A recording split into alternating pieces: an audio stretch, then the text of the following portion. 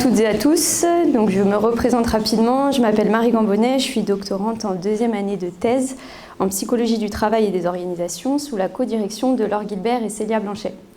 Il s'agit d'une thèse CIFRE financée par l'entreprise Valrhona, industrie qui fabrique du chocolat, et c'est une thèse qui porte sur le leadership collectif et la cognition sociale partagée.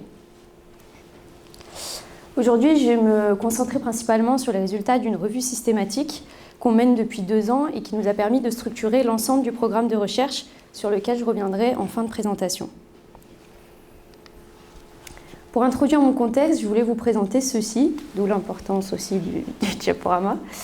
Il s'agit d'une procédure de travail.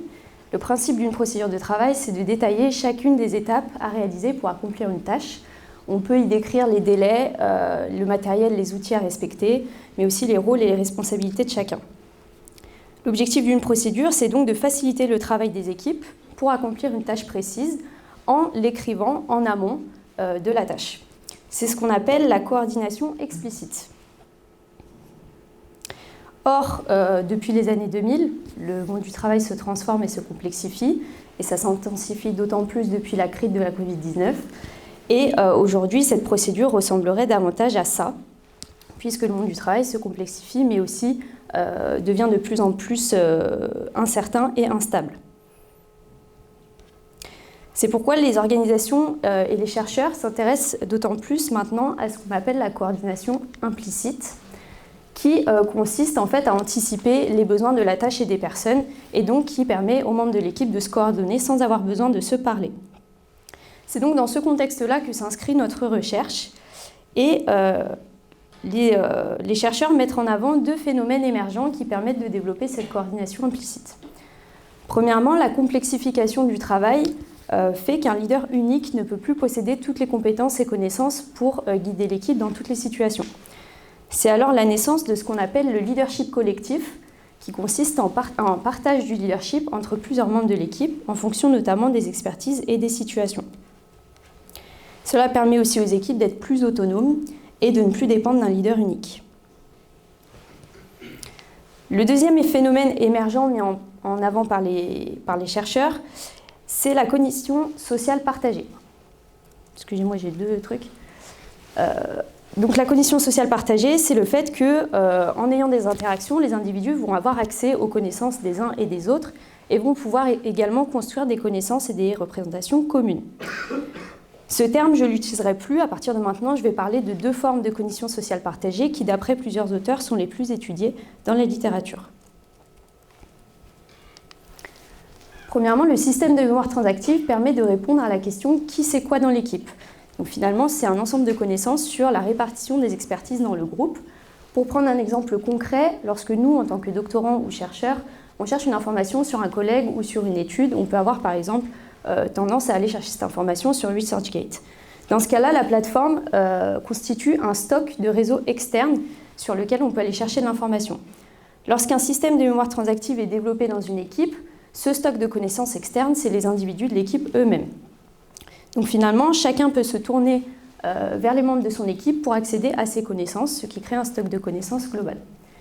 Ainsi, plus l'équipe est diversifiée en termes de connaissances et d'expertise, plus le système de mémoire transactive est grand et plus la quantité d'informations à laquelle les membres ont accès est importante également. Le deuxième phénomène de cognition sociale partagée auquel on va s'intéresser sont les modèles mentaux partagés. Eux, ils répondent à la question « qu'est-ce qu'on sait en commun ?» Là où la mémoire transactive était sur l'individuel, là on est sur du collectif. Donc chacun dans l'équipe peut avoir des représentations quant à la tâche, la situation vécue ou bien le groupe. Et lorsqu'un modèle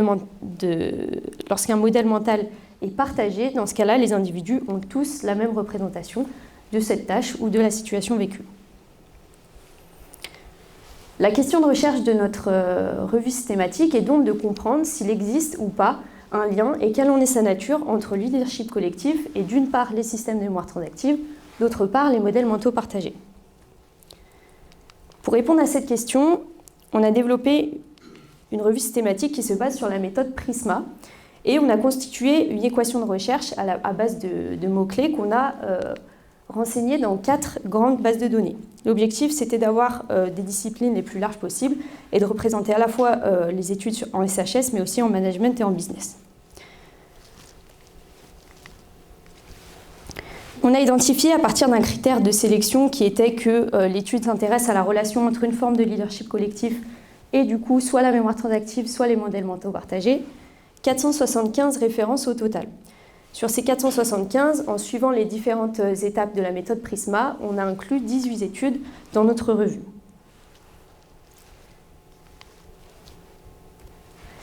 Sur ces 18 études, elles ont été publiées entre 2008 et 2023, et la grande majorité a été publiée entre 2020 et 2023. Donc déjà, ça nous donne une indication sur le fait que c'est un sujet d'étude qui est relativement récent dans la littérature. Voici à quoi ressemblent nos résultats.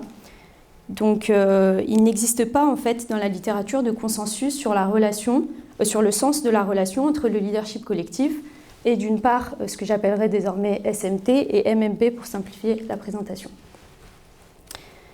Autrement dit, certaines fois le leadership collectif est considéré comme un antécédent, d'autres fois comme une conséquence. Cependant, notre revue systématique, elle nous a permis de mieux comprendre ce qu'était le leadership collectif et de mieux comprendre ce qui fait lien entre ces trois variables. Par exemple, entre le leadership collectif et les SMT, ce qui fait principalement lien, c'est les expertises des membres du groupe. Lorsque le SMT est un antécédent du leadership collectif, il renseigne les membres de l'équipe sur les expertises des uns et des autres, ce qui permet de faire émerger le leader le plus expert dans une situation donnée. Lorsque les SMT, à l'inverse, sont des conséquences du leadership collectif, c'est l'émergence d'un leader en tant qu'expert dans une situation donnée qui va renseigner les autres personnes dans l'équipe sur son expertise. Pour les modèles mentaux, ce sont davantage le fait qu'il y ait plusieurs leaders dans l'équipe, soit simultanément, soit de manière, soit par rotation en fait. Donc les personnes se transfèrent le rôle de leader en fonction des situations. Lorsque les MMP sont un antécédent du leadership collectif, le fait d'avoir une représentation partagée notamment des enjeux, des situations et des tâches permet à chacun de pouvoir prendre le lead. A l'inverse, lorsque les MMP sont une conséquence, c'est plutôt le fait donc, de se partager l'influence qui va permettre de créer des représentations partagées, puisque tout le monde revoit la situation et les tâches depuis la même position. Il n'y a donc plus de frontières entre leader et follower. À partir de ces connaissances théoriques, on a mené une analyse critique de nos résultats qui nous a permis d'aboutir à 2 hypothèses de recherche. Premièrement, on s'est questionné sur qu'est-ce que c'est le leadership collectif pour aller un petit peu plus en profondeur de ce qui avait déjà été défini comme le partage de l'influence et du leadership entre plusieurs personnes dans une équipe. En se basant notamment sur les travaux de Marquez, Quintero et Xu, on redéfinit le leadership collectif comme un processus collectif d'adaptation et on suggère qu'il serait un construit tridimensionnel et donc qu'il comprendrait un partage de l'influence entre plusieurs membres dans l'équipe, un transfert du rôle de leader et donc qui permet aux membres de l'équipe d'alterner entre rôle de leader et rôle de suiveur, et enfin un ajustement du leadership en s'assurant de la cohérence entre les compétences des leaders émergents et les compétences nécessaires pour faire face à une situation donnée. Je ne rentrerai pas trop dans le détail de ces 3 dimensions, ça a fait l'objet d'une 2e étude que j'introduirai à la fin dans le programme de recherche. Deuxièmement, on a aussi constaté du coup qu'on pourrait poser l'hypothèse d'une relation réciproque entre le leadership collectif et d'une part les SMT, d'autre part les MMP. Cela du coup voudrait dire que ces phénomènes s'auto-influencent et cela renforce aussi notre première proposition sur le fait que le leadership collectif soit un processus dynamique qui fonctionne en boucle de partage, transfert et ajustement du leadership dès lors que la situation évolue, ce qui permettrait aussi d'actualiser du coup les structures cognitives collectives. Donc finalement, ces 2 hypothèses-là, elles sont le cœur des 2 études suivantes du programme de recherche, à savoir la construction et la validation d'une échelle de mesure du leadership collectif perçu et une étude longitudinale afin d'identifier le sens de la relation causale entre leadership collectif et cognition sociale partagée. Pour information, par la suite, on va également mener en parallèle une étude corrélationnelle pour identifier les antécédents organisationnels du leadership collectif. Et tout ceci aura pour objectif de déployer une intervention au sein de l'entreprise Valrhona afin de favoriser l'émergence du leadership collectif et de la cognition sociale partagée. Merci pour votre attention.